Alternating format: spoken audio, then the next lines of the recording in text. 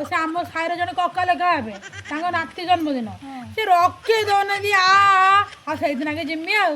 ହଁ ଜଣା ଅଛି ସିଏ ରଖେଇ ଦଉନାହାନ୍ତି ନା ତୁ ରଖୁନଥିବୁ। ହଉ ଯା ଯା ଜଣା ଅଛି ମତେ। ଅପା ହଁ ଲୋ ଅପା ଯାହା କର ସଞ୍ଜବେଳକୁ ଆମ ଘର ଗୋଟେ ସଞ୍ଜ ପକେଇଦବ ଲୋ ମୁଁ ଆସେ। କିରେ ତୁ 15 ଦିନ ହେଲା ଯାଇଥିଲୁ ବାପ ଘରକୁ ପୁଣି କିସ ବାପ ଘର? ଲୋ ନା ମୋ ମା ଚିକେନ କରୁଛି କହୁଛି ନାତି ନ ଆସିନେ ସେ ଖାଇବନି ଶୁଣୁ ଆଉ ସେଇଥିପାଇଁ ଯାଉଛି ଆଉ। ଅପା ଯାଉଛି ଲୋ ବସ ପଳେଇବ। ହଉ ହଉ ଯା ଯା ଯା ତ ବସ୍ ପୁଣି ପଳେଇଯିବ। ଅପା ଆଜି ପୂର୍ଣ୍ଣିମା ବାଡି ଜଗୁଥିବ ବାପ ଘରକୁ ଯାଉଛି ମୁଁ। ଅପା ରାନ୍ଧୁଛୁ ନା? ଆଉ ଆଜି ଅମାବାସ୍ୟା ମୁଁ ବାପ ଘରକୁ ଚାଲିଲି ଆଉ ଛାତରେ ପଡି ପଡିଛି ଫୁଙ୍କି ଶୁଖେଇ ଦେବୁ। ଅପା ଅପା ହଁ ହଁ କିସ ତଣ୍ଟିରୁ କଣ୍ଟା ଗଳିଯାଇଛି ବାପ ଘରକୁ ଯାଉଛି। ବାପ ଘର କାହିଁକି ଯାଉଛୁ ଡାକ୍ତରଖାନା ଯା। ନା ନା ଆମର ବାପ ଘର ଗଲେ ଠିକ ହେଇଯିବ ମୁଁ ଯାଉଛି।